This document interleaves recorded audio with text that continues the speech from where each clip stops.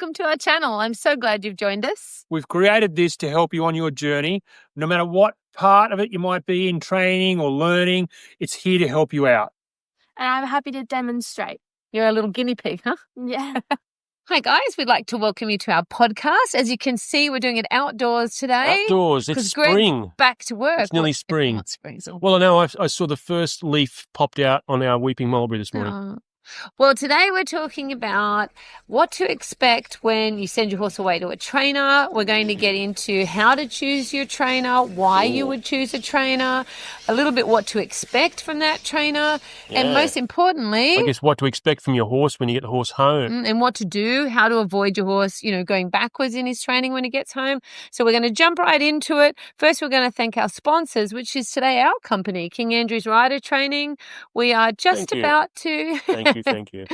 Well, we're just about to start an open room, which is a Zoom that we're going to have one evening a week, and it's going to bring our community together, and the community gets to choose what that chat's going to be about. And you can bring a cup of coffee, cup of tea, glass of wine, and you're going to sit and have your trainers. That could be good. Open speech and after a couple of glasses of wine. You imagine that? What that's Greg going to be hasn't like. been drinking. He's been doing a full My Body is a Temple because of his operation. So...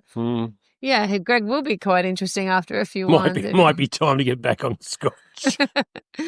All right, so let's jump right in. Where do you want to start? Where do you want to start this one? Well, I think we'll start with... what about why do you need to send your horse away for training?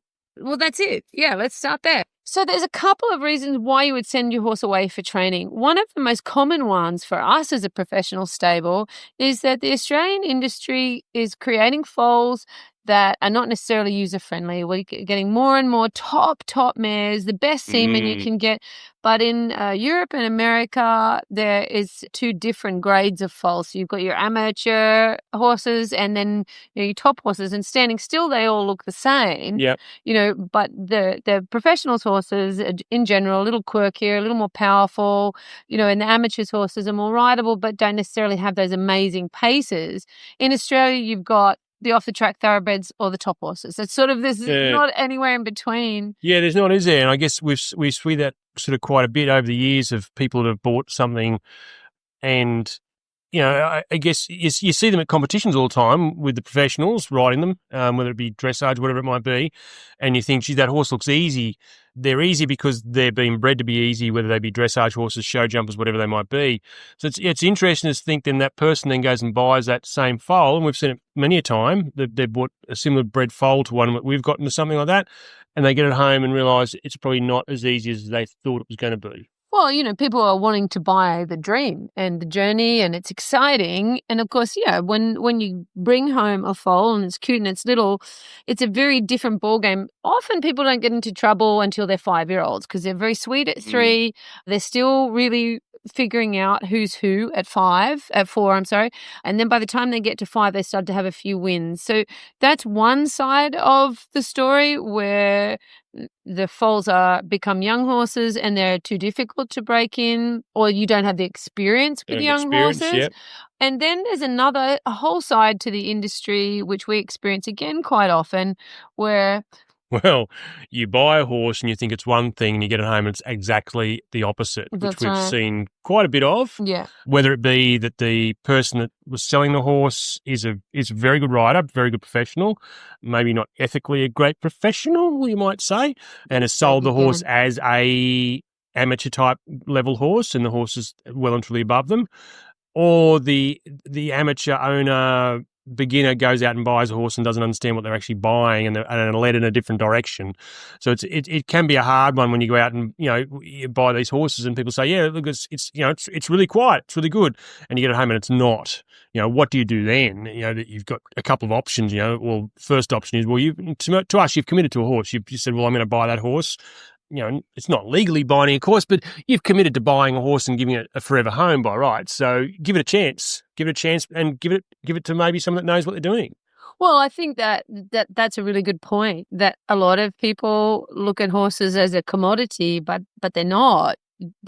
When you meet a horse and you fall in love with it, and some part of your soul looks into that horse's eye, and you receive them and they receive you, that's worth working through. Yeah. So that brings us to how to choose your trainer. That's a tough one, isn't it? Well, to me, a lot of the time when you see on Facebook and wherever else and hear about it, when people are complaining about a trainer, I often think, well, why did you go there? How did that person get that business in the first place? They've got no record of creating and producing good horses. They have no name and network. So even if they're quiet and not showing horses, that network wasn't there and the recommendations weren't there. So, what were you doing going to that trainer in the first place? So I guess that says to me, do your research.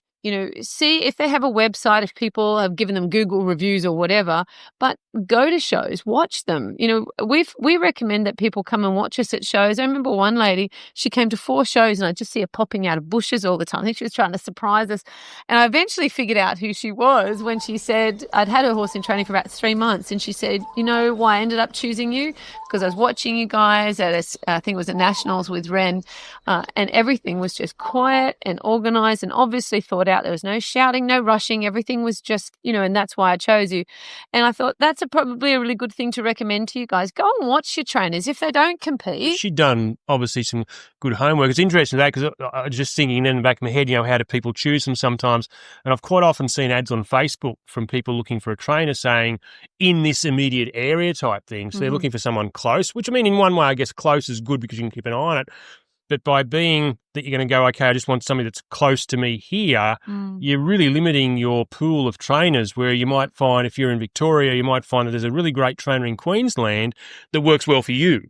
Yeah. And your horse. But it has to be affordable too, I mean, not that horses are ever affordable.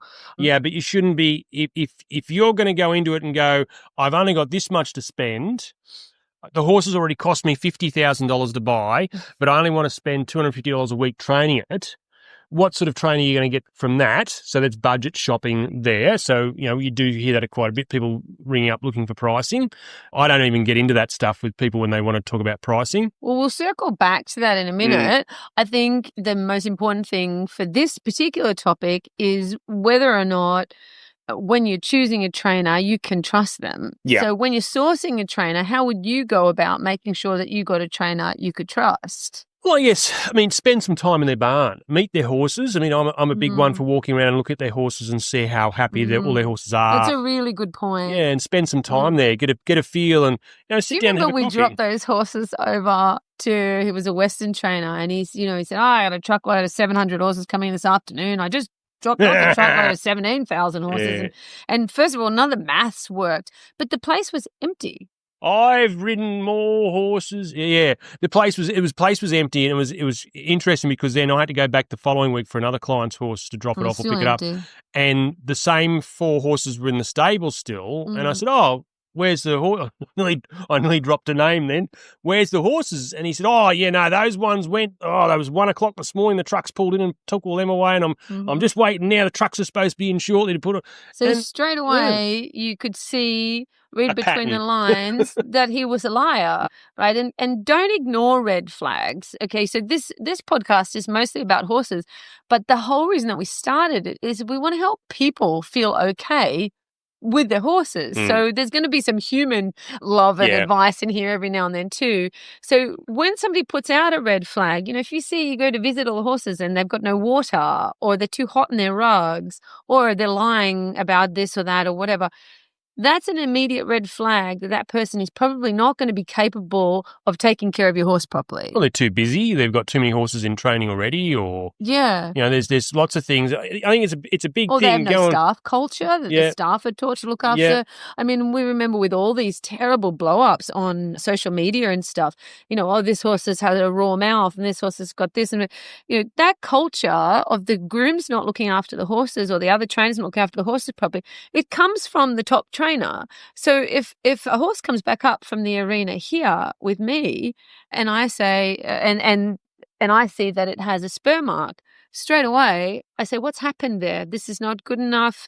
And the culture of me as a trainer goes all the way through the barn. Well, it has to. It has to. Well, the person's paying you. So That's right. No matter how many people work underneath you, so at the top of the pyramid is you. So you're the person that they've come to see and talk to and work with and pay. Mm. So no matter how many people are below you, they have to do exactly the same thing as what you're doing to make it right. And look, it's very difficult to, as a horse trainer, to be able to manage your grooms and your clients, and that, it's a big job and it's labor intensive. Yep.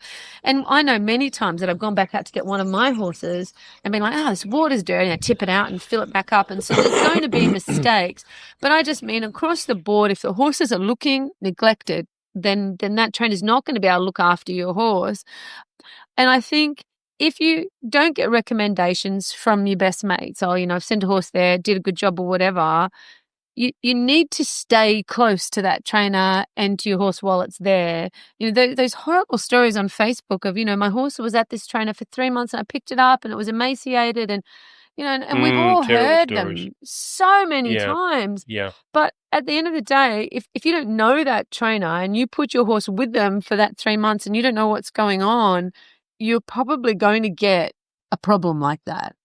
Yeah, you've got to stay. You've got to have a really good, open working relationship with your trainer. Mm. You've got to have a good communication type skill. Remember though, too, also guys, there's things about that trainer's really good for off the track thoroughbreds. That trainer's really good for rehabilitating fried up dressage horses and show jumpers.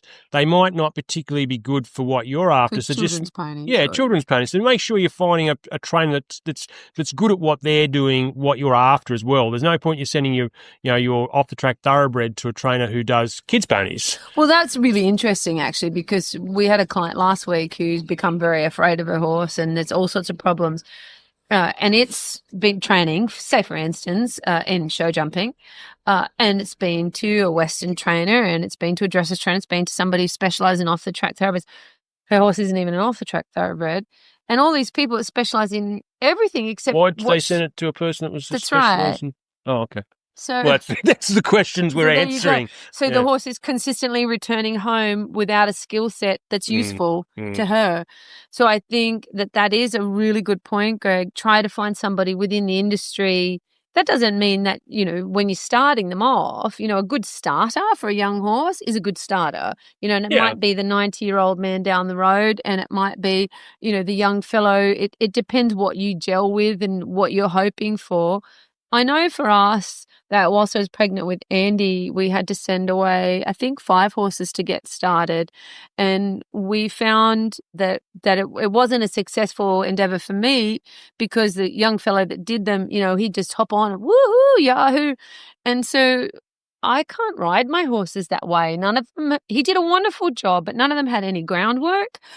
He'd problem solve by galloping them up the road. I don't want to do that.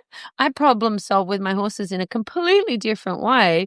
And so when I had Andy, all my horses had to be restarted, because they were basically, even though he was fantastic, all 6'5" cowboy of him, they were fantastic for him. They were shit for me. I couldn't ride them. Well, there's another. Yeah, so be careful then choosing a trainer that they're going to be able to send you home a horse that works with you. These guys are great. I mean, worked with heaps of them over the years, and they're fantastic riders. They can ride the skin off these things. They're bucking their own skin off, and they can ride them. And it's amazing, but you can't ride that horse at home. And to me, I always say to people, make sure you watch your horses being ridden a lot, because then you get more confident wanting to hop on the horse yourself as well. Well, yeah, absolutely. And I think that is for one of our biggest points, how to manage them when they get home. So, yeah, we'll definitely circle back to that. But have you, in your experience, would you say that women are better breaking in horses for women? Or would you say that it's okay for a young man to break in a horse for an older woman? Or do you think you need to make that? Look, I'm a... okay. All right, let's be blunt. I don't believe a lot in what some of these young guys are doing nowadays. And you're not alone with that. I worked with a really good old breaker years ago, John Kelly. He was an ex-World Cup show jumper. Yeah, fantastic at starting horses.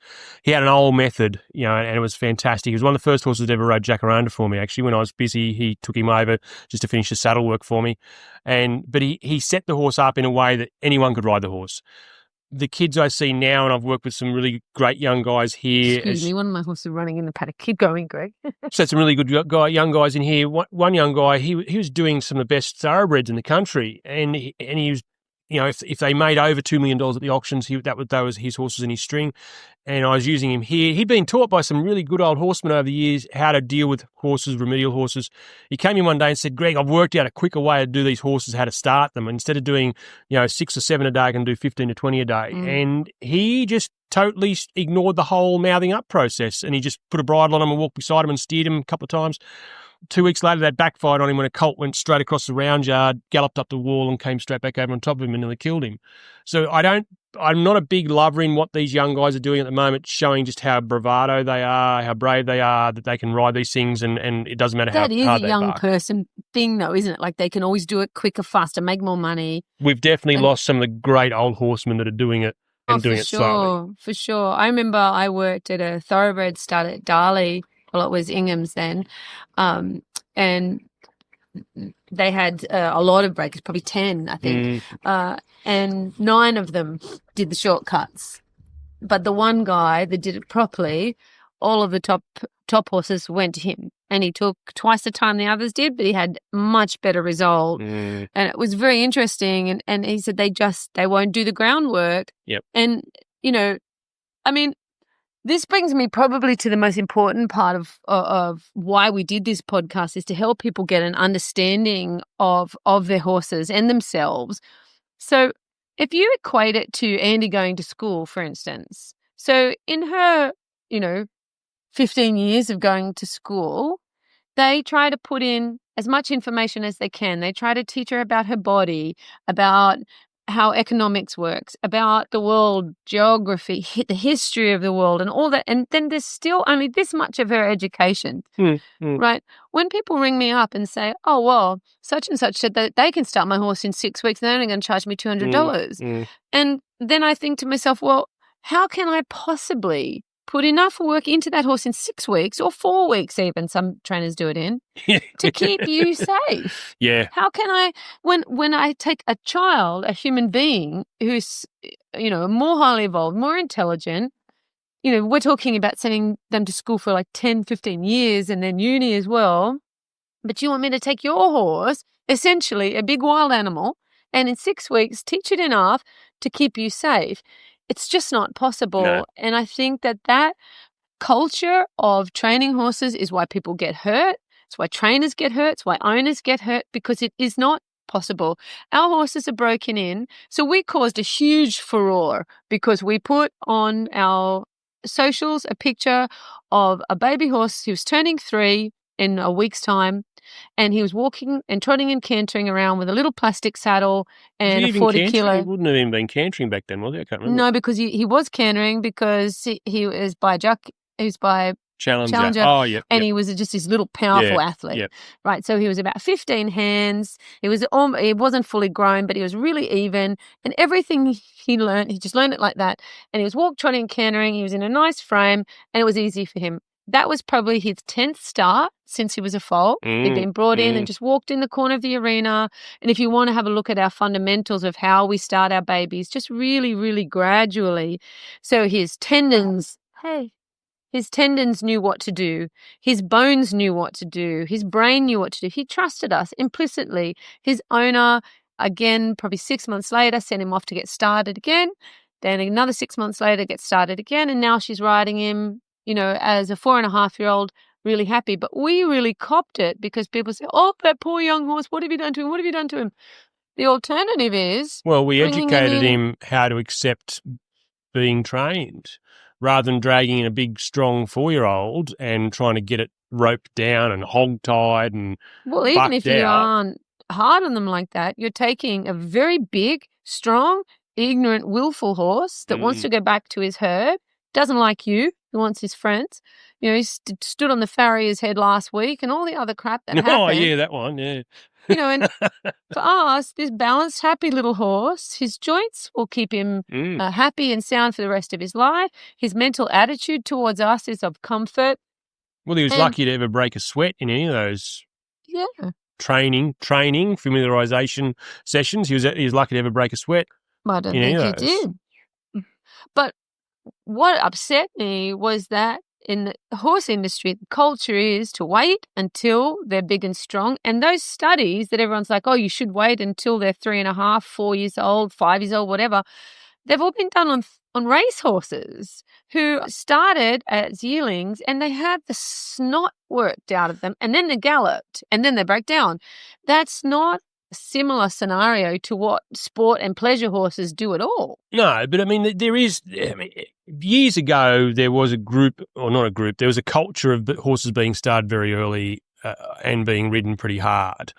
And I guess probably that's where we got dragged into that whole thing. Oh, you mean like those Europeans that have got 4-year-olds that move like Grand Prix horses? Our 3-year-olds, when they're ready to start going out competing, then to start qualifying as 4-year-olds, it's all about the brain. It's not as if you've worked the body hard. You've just educated the brain a little bit to get it going, and the brain's there because they're like a sponge at that stage. I find babies are just, they just want to. And if you've got one that wants to learn, we teach it something. Then when it wants to stop learning, we give it a spell for a while.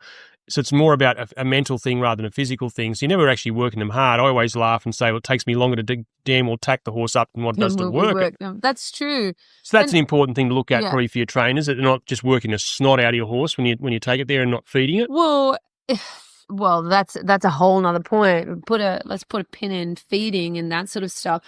But by taking your horse in and out of training, okay, he's also coming into a stable for a minute. He's getting separated from his friends. These are all things that they have to learn eventually anyway, and learning it long and slow and gradual. And look, not everybody can do it that way, and I accept that as well. And there are 4-year-olds, and I've had them too, like the one that was pictured, who are just so balanced. They're so talented. It's just so easy for them. And then we've got ones like Jacaranda that literally took us 2 years to walk, trot, and canter and be, we still took him to shows so he could look around and that sort of stuff. But it took him a really long time to get balanced, for his ligaments and his tendons and everything to be strong enough. We judge it when to turn them back out again, the youngsters. If they go bum higher, that's it. Training stops instantly. If they start to lie down in their paddocks a little more often, they're tired. They look tired. Yeah. If they go out to spell and we see them start to leg it around their paddocks all the time, be silly. It's time to come back in and learn something. Come back in and stimulate their brain again and rehumanize them a little bit. If they're in training and they start to be a bit nippy, a bit sour with people, a little bit, hang dog, I'm a 10-year-old donkey, they go back out with their herd to rewire, because it's really important that they remain curious and excited about their work right up until like at 21. Jack is still excited to come down to the arena and do his little bit every day. So I want you to keep very conscious that a trainer cannot give you in 6 weeks enough to keep your horse and you safe. No.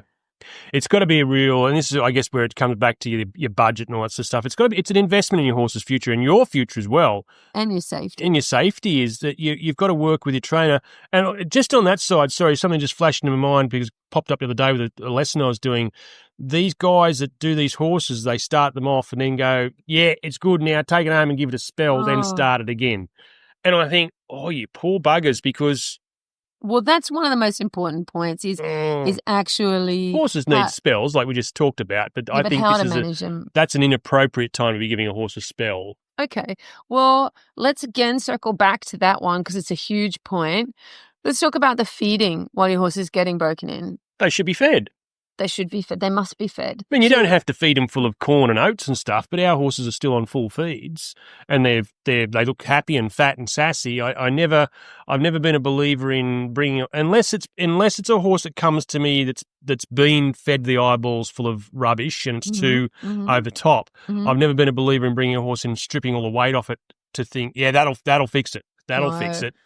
I'll knock the snot out of this one by not. Well, you do it to yourself and see how sane you feel. Well, you're asking them to build muscle, aren't you? Oh, and they are a herd animal that eats all day. So you take the feed away from them and you're going to give them trauma. Well, you're going to give them trauma, health issues. And the nerve endings aren't going to be coated with enough fat because they're not getting any food, so they're going to strip their bodies out. Now, horses do lose weight when they get go to trainers. They do. No, they do. They have to. Yeah. Because they're going from this regime to that regime, and your trainer in general will be working them harder than you've worked them because they're fixing a problem for you. And they've changed parents, they've changed their housing, they've changed their normal behaviour, they've changed their social behaviour, they've changed their friends. They're using muscle groups they've never there's used. a lot of different things happen. So sometimes they go off their feed for a couple of days. That's right. So your horse will come home. I mean, I'm not talking about if you send a Grand Prix horse. I mean, that should all be pretty even. But generally, when horses come in training with us, we will say to the owners, don't be shocked if they lose weight while they're here, because it takes us time to be able to ascertain the problem and then to be able to work through it, and then for the horse to relax in the training. And when they relax in the training, they start to eat better, start to metabolize their food better and put weight on. So I think, what to expect when they're away. They're going to lose weight. That's going to happen. They shouldn't look poor, though. They just big point with that, guys. Don't think, when you walk in and you train, he's lost a bit of weight this week and he's staying there poor as a crow. No, that's not losing a bit of weight. We're talking about just a horse that just might tuck up a little bit, lose a little bit of the fat, not muscle. We're not talking about losing muscle. Might just lose a bit of that fat that's been laid on over a spelling time. It shouldn't look definitely poor, though. No, absolutely, because it's really bad for them. But you think about it. You pay all this money, send your horse away for training. The trainer doesn't feed it and keeps it poor. It's better for the profit margin, isn't it? It's better for their profit margin, but it keeps them safe, right? Because it was so poor it can't be bothered to do anything. You bring it home, feed it, pa-choom, you got a big problem. Problem's back. Yeah. So I remember a lady saying to me once, but you're double the price of such and such. And I said, yeah. So they get fed hay 3 times a day, as much as they can eat. They get the best quality feed. And by the time I send them home, you can do a walk, trot, canter, and take it out somewhere, because it knows it has a good groundwork. It knows how to lead. All that stuff, right? But your horse from the breaker, Bill Bloggs down the road, who's charging $200 a week and doesn't give 2 shits about it. You get it home, it's skinny, doesn't go on the bit, has no groundwork. How is that money well spent? I just don't see it. But that is what we find a lot, is that the horses come home and they are so poor, so people think, I'll spell it and I'll feed it. Wrong. Yeah, wrong. You spelled it, so the horse has gone, thank God I had a rest now. That was intense. Feed it. He says, I start to feel good now. Then whilst it's having this lovely spell, it starts to go, what if I do that? What if I have a little nip here and suddenly realizes, well, I'm in charge and I feel good. The guy that had me under the thumb, I can't see him anywhere. Right. I'm in charge, gets on top, you climb on, bucked off, done. So in that, okay, it's again it's fine to give a horse a spell during some training process, but for example, we do it all the time. Yeah, we do it all the time. So you either negotiate with your person, with your trainer or young horse starter, to either leave them there for a spell, maybe to give him a little bit of a break. If he says, listen, the horse just needs a mental break for a couple of weeks, so you say, okay, well, great. Can you take him there and keep him there and chuck him out in the paddock maybe for a couple of weeks? Or you go, listen, it's not in my budget to be able to do that. Is it okay if I come and pick him up for a couple of weeks? I'll bring him home. How do you want him spelled? Because he's going to come back to you in a couple of weeks or 3 weeks, 4 weeks, whatever it might be, however long. So this is a communication type thing going on again. Talk to your trainer. How long do you want it spelled for? What do you want me to do with it? How do you want it fed while it's away? Because you're entrusting your trainer then is still... You don't just take it home and go, I'll take it home. With their trainer. No worries, yeah, I'll feed it exactly like you say, no problems at all. And don't bullshit yourself and think that's going to work. You're going to go home and sneak a heap of feed into it. But a lot of the time, clients don't communicate. They try to tell the trainer how it's going to be. Now, if you've done your because they know what they're doing. But they're not an owner for a reason. Here we go. They're not an owner just for any reason at all, right? They are an owner because they are an owner. And they know best. They know better than any trainer in the world.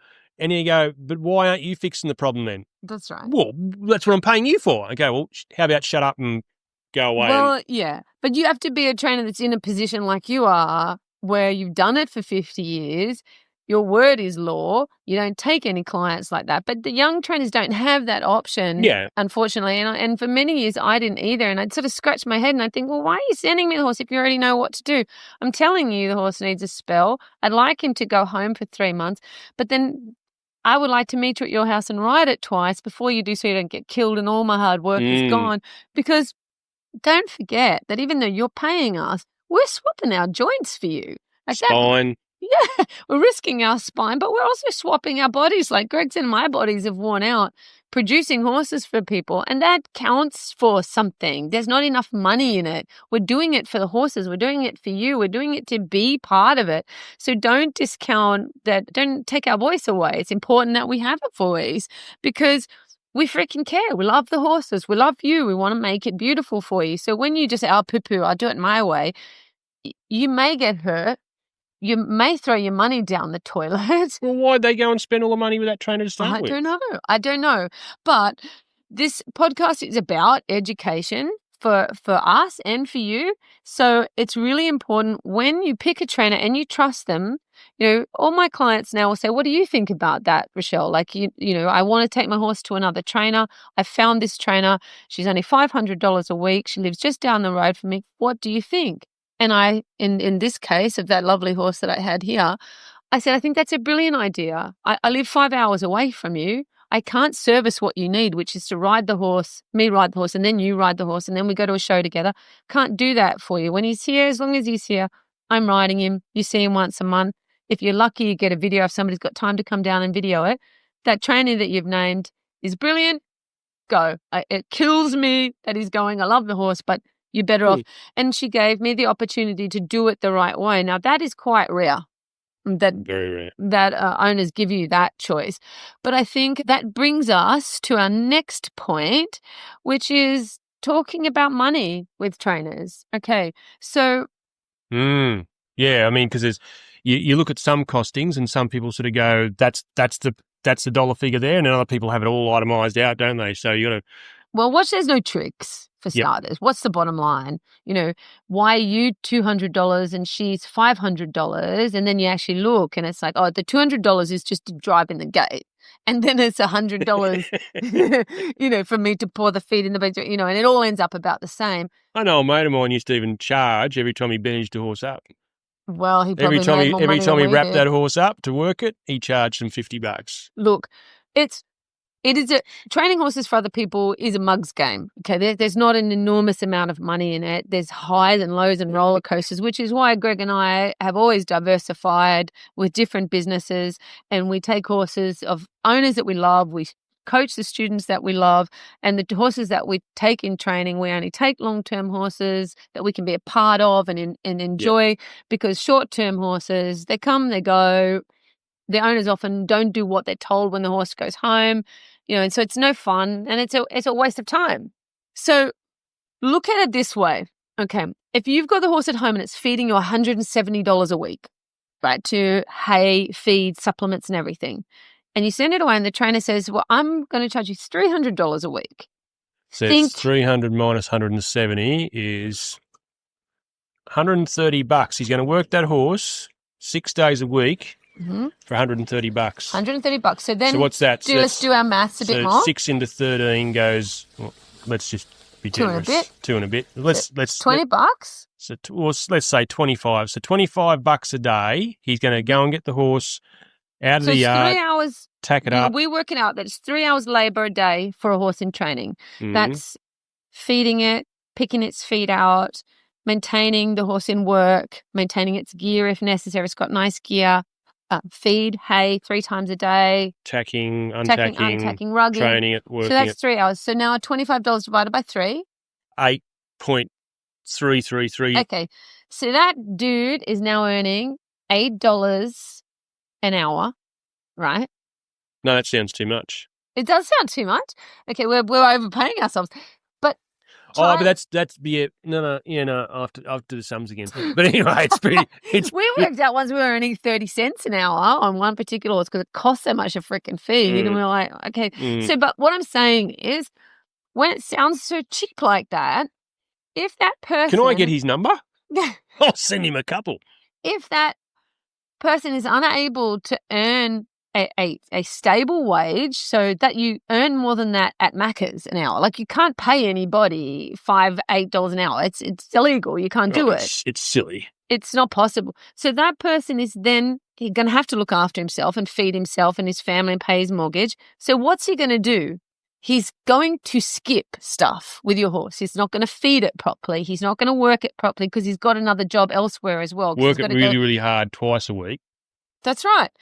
They're going to take shortcuts. So when Get the weekend kid to lunge it for 4 hours on the Saturday and Sunday. So when it's too cheap, they're not going to do the job. That's just it. They're just not. I did that. I itemised once for a person. It was a horse that was going to come in training. They as soon as they rang me, I knew they were price shopping. I knew, and it was bad because it was a client I'd done work with before, and I knew the way she asked me to start with straight over the phone, she was price shopping, and so I went.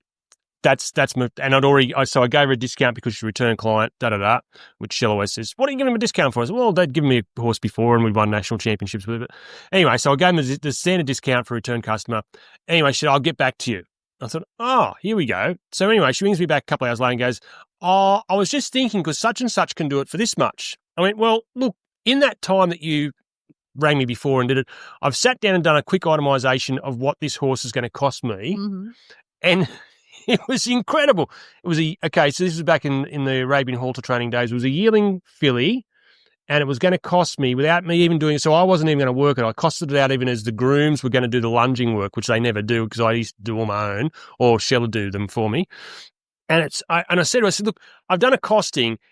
That filly costs me to have in my barn $220 a week, and you're telling me that trainer can do it for you. 180 they were doing. $250, I think it was. I said, so for $30 a week, what are you going to get? And she went, how'd you work that out? I said, look, this is the sum. I said, I haven't even itemised the electricity and stuff later. I said, I've just, and the water. Oh, changing the rugs and coming down at 9 and checking them. $220 a week. Quick calculation. Well, I mean, look, when I take apart the different horse trainers and training and everything over the years, there's many horses and clients that I would work for free. I'm happy to do that. But when you're looking at it purely from a cost point of view, if somebody isn't charging enough, it's like that if you have a choice between buying a T-shirt that's been made responsibly or buying a T-shirt that's been made in a Chinese sweatshop, sure, that one is $5, but it won't last, and somebody suffered to get it for you. So buy the more expensive T-shirt and support the world properly. So go to the trainer that is able to maintain their property and their horses because they're more likely to do the job. I remember when Greg was talking about, we used to have, 25 to 30 Arabians in training at all times, right? Now, the other barns at the same time, the horses would come in, they would go in a stable, they'd get the different kinds of sweats and get fed and halter trained. That's it, right? Ours would go out in a field every day. They would get lunged either with a lunging system on for deep and round, or we'd stack them up depending on what top line or, back muscles they needed or whatever. And they were all worked and we made very little money on them. When the industry started to collapse a little after the GFC, because all horses are a luxury, but particularly Arabians. And I said to Greg, what do you think about only working them, 3 times a week? Because there's not enough money in it, unfortunately. When you're not doing them en masse and you can't have 8 grooms and whatever, and now we're working them, and instead of, I'm working your Arabian and, we can't charge as much anymore. I could be doing a dressage horse for $1,000 a week instead of your Arabians. What do you think? And Greg said, no, the horses get worked properly and they look good and our horses looked amazing. And so did all the other horses. But, I think looking back, we probably, in the hacks that we were training them 6 days a week and the other hack trainers were not doing them 6 days a week. I came across a hack trainer once. Sorry, cut in again.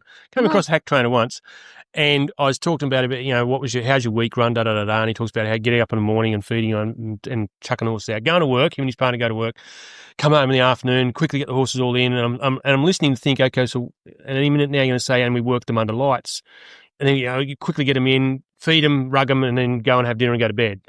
Okay, well, I said, and so then I said, when do you work them? And he said, well, if we show on a Sunday, we'll train them on a Saturday. And if we show on a Saturday, well, they don't get work that week. I went, all right, that's cool. That's pretty good, eh? That's a good gig. And I looked around, there must have been 15 client horses there. Yeah, and they're making the money, and people are sending the horses there because, they're half the price And they of were you both guys. full-time jobs. Yeah. And they only charge half what you, but they use a bottle of Ace every Friday night. And you just go, oh my God. And the horse, and people say, oh, the horses come back and they've got sore backs and they've got this and they've got that.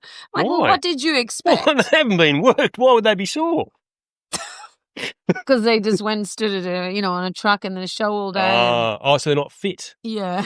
Look, this isn't about criticising the trainers. It's about creating and buying into an industry that, that's not healthy. People need to be paid for their time.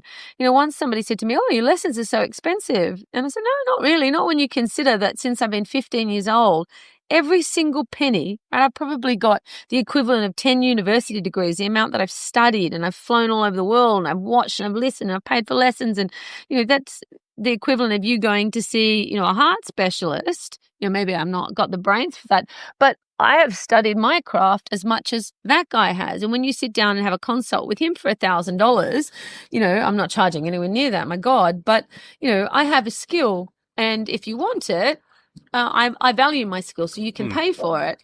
But I guess we're just coming back to make sure that people are being paid properly. There's often this culture where people will say, oh, so if you just come and ride my horse at my place once a week, and you go, well, wait a minute. Yeah, no problem.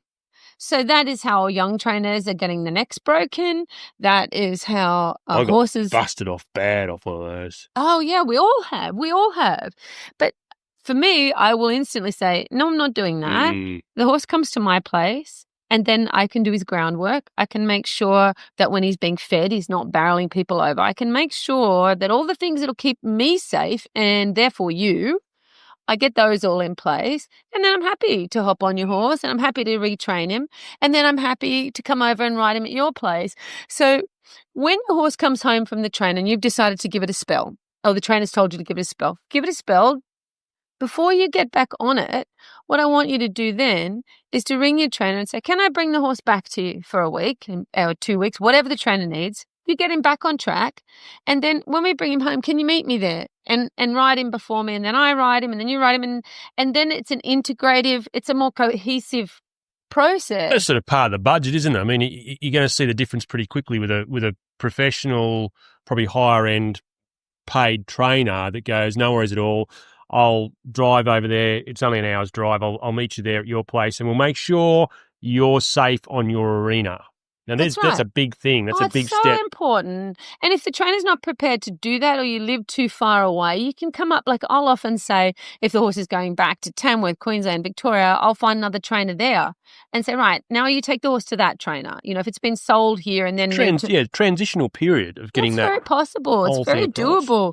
But as much as it's fantastic to just, leapfrog, go ride that one and that sort of thing, if a horse has become dangerous, it's really important that you don't put riders in the position where they can get killed and hurt too. Give everybody a fighting chance. For instance, you don't want the horse to leave your property. First, get the trainer to come in and ride it every day for a week. Yeah. So that at least you then have, because when horses, so we had a horse come here once, and a very good friend of mine, and he was dangerous. She was also a professional trainer, and he had become dangerous. Like, he ripped my elbow out of the socket. Still doesn't work properly because he would dive left, buck hard, come up, take off. So if you got him before he dived, you could maybe fix it. During that time here, he came here, he was full of feed. We actually had to drop some of the feed out of him just to somehow get him safe again, because he was just wild and reactive and crazy and everything. She flew in 3 times to ride him. She would just stay for those 3 days and ride him. Then she drove here. She stayed another 3 or 4 days. She rode him. She took him home. As soon as he got home, he was doing online lessons, and then we gradually made a cohesive effort with the trainer that was there. The trainer took over the training. They all lived happily ever after. She won squads. She won this, she won that. But it was something that we would go back and forth. And I had a say too. I wasn't just there, I didn't just sell my body, get crashed around, hurt. Horse went off, never had anything to do with it. So there's a client that's valued your experience and knowledge, was willing to pay for it properly, but then also knew how much they'd paid for it to say, I need ongoing support. I need that ongoing support for some time as a transitional And a trainer that was period. then able to say, yes, I know you've spent all that money. Let me make sure that you don't throw it away. Let me help you. Yeah. And at one stage, he was supposed to come. She said, how long will it take to fix? And I said, well, how long did it take for you to break it? How And long's she a said- piece of string? She said about 5 years. And I said, well, it'll take me about 10 years then. Yeah. I think in the end, he was about 3 months. I said, he is fixed. But as soon as I put another rider on him, there's a problem. So I'm not. And she was still a little bit worried about him because he'd been so naughty. So we then took it month by month. And it started to, I felt, go really well, and it stayed going really well. But she gave me the opportunity, and then she said, look, I'm really worried about running out of money. And I said, that's okay. I've actually made enough money on the horse now. I'll do the last month. I don't mind. I'll just do the last month. Don't worry about it. But I don't want it to go yet till it's finished. And then we found, I know. Greg was like, what? You say that? But I care, and I want to get it right. And that's the... Greg wants to hand out now too. Charity case. But, No, that's you want to find a trainer that cares, don't you? And I think that's a really big part of it. Make sure that the trainer is doing it for the right reasons. We all need to pay our mortgage. We've all got bills to pay, and horses like that, I needed a shit ton of physio. Like, he really pulled me around. I couldn't move my neck for a little while. Like, he gave me some serious courage. And over the years, the horses are all pulling us around. Greg's still on crutches. I'll be on crutches again soon when I get my leg rebuilt. Both hips replaced, but we're going good. But it's what we love. We just adore it. So the moral of the story here is, guys, do your research. Make sure that trainer is producing good, happy horses and owners all the time. If you're unsure, visit often. Yeah, spend some time there. Spend some time with him, with his horses. Yeah. Don't invade his privacy. Like, don't go, listen, I'm coming over for dinner on Sunday night. Is that all right? I really want to get to know. But you've got to know who they are, and don't be that horror story when somebody puts it up on Facebook. They go, oh yeah, no, I knew about that years ago. He's been up for abuse cases so many times, the RSPCA and da da da. And you go, well, okay. Well, what about due diligence? And look, there's still times that people are going to get stung, but if you do the due diligence, it's a little bit less likely. If it's too cheap, then there's something wrong, because people must take care of their basic human need, right, for food and shelter. And if you're not paying them enough, that they're earning $30 an hour, or $50 an hour, or whatever their skill set it requires. But if they're not earning a basic human wage, they're not going to get the job done. They're not going to feed them properly, and they're not going to look after them. Talk to the trainers, get a proper timeline so you can set your budgets a little bit of when they're going to be coming in and out of don't get halfway through then go, oops, we're out of money. Well, I better take it home. It's bloody hard. It's a big job producing a horse that's had a problem, or your young horses or whatever. And I think one of the biggest things that I really want to teach you here is, if there is a problem with the trainer, give them the respect to talk to them about it. Not all people will respond well to it, but just sit down and say, this is what I'm seeing. This is what I'm feeling. The horse just looks like it's going to be too much for me. I think that the horse looks too fat, too thin, too whatever. Give them a chance. Communicate. Communicate. Don't jump on Facebook and ask a question, because that's just stupid. These anonymous members that jump on these things and go ask silly questions. Like, oh, really? Go to your trainer and ask them. And look, if that trainer is there's people that say, I like horses, but I hate people. Well, you're going to struggle to workshop with that trainer.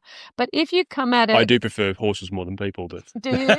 I love my clients. I've got clients all over the world that I've really good friends with. Same. I mean, look, there are people that have a vibe and an energy that I don't like, that I just initially just go, okay, I think that you're a cruel person, or you're a greedy person, and I don't want you near me. Yeah. So you go and find another trainer.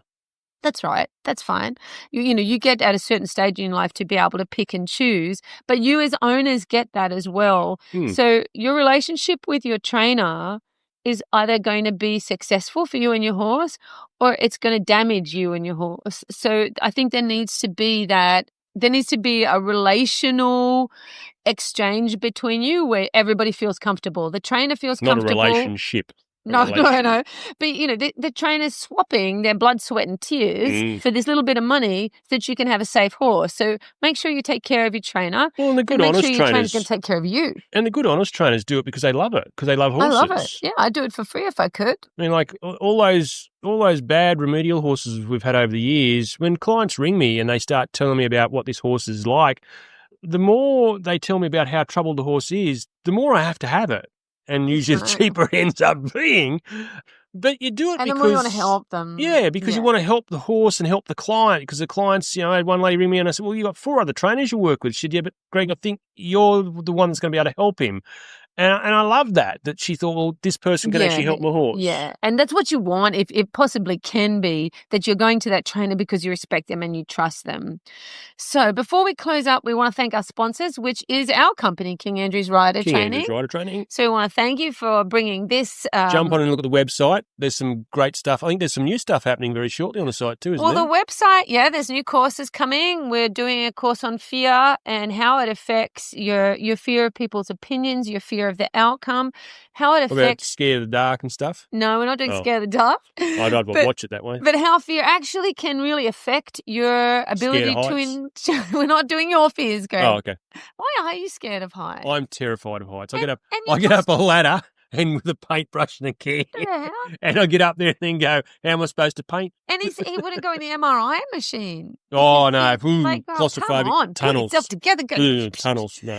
Anyway, there's some great courses on there, and we built them because I remember listening to somebody saying, we're using neuro-linguistic programming so you can sit and eat a donut. You won't be scared of your horse anymore. And I thought, well, you fuckers, because that's not true, is it? It's not. It's not true. It's not fair. And I said to Greg, these people are preying on women who have become nervous and afraid, and they're taking your money, and they're not helping them. And that market of clientele at the moment worldwide is massive, of these lovely ladies that are wanting to get back into riding, and they're nervous and they're searching for information. Yeah, and as I said to and Greg, these people out there are just bloodsuckers, some of them. Yes. I look at them and go, wow. Yeah. I've run into a couple of top trainers that have got massive clientele with it. And I remember talking to one at Equitana in Melbourne, and she had massive numbers of people there. And I was like, wow, that's incredible. And she said, Greg, that's our clientele. I said, you're right. It is our clientele, and they're lovely ladies. Absolutely. They love their horses. And a lot of the peer group of top trainers say, poo-poo, the amateur ladies, and but the fact is that you don't judge anybody on whether they have the top horse or whether they're a top rider. They're here, they want to learn, and, they're a big part of our industry, and it's really important we take care of them. 95% of my clientele, I reckon, if not more. Everybody. It's 95% of everybody's clientele. The intense, I've got spastic wannabe, I want to have an international horse one day and all that kind of stuff. We're this tiny little part of the market, and we're generally basically autistic, and we're not much fun. So the ladies... Hard work, high maintenance. Yes. Expensive. I don't know. But King Andrew's they're the Rider clientele Training you don't want. Has created this amazing website.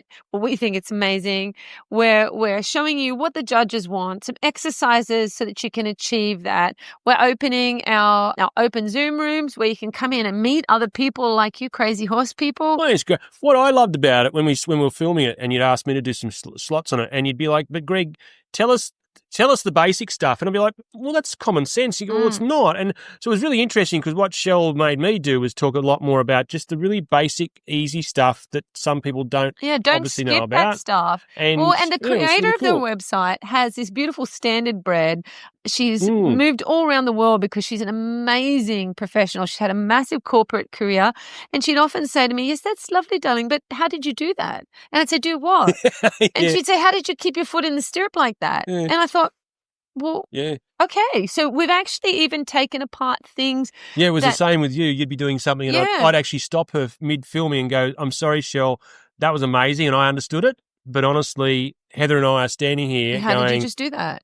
Like, what are you talking about? Because you need to make it. What do you mean you used a half halt to come back? You look like you didn't do anything. How did you make that half halt? So we've broken the whole thing down, and we really hope that it's helpful. And we want to create, I didn't want for all of you what I had growing up in the horse industry and going, but I'm so alone. I don't know where to go next. Read a book. You know, I've given you all my money and now I'm putting my horse back on the float and I'm like, what show do I enter? Who do I ask that stuff to? Yep.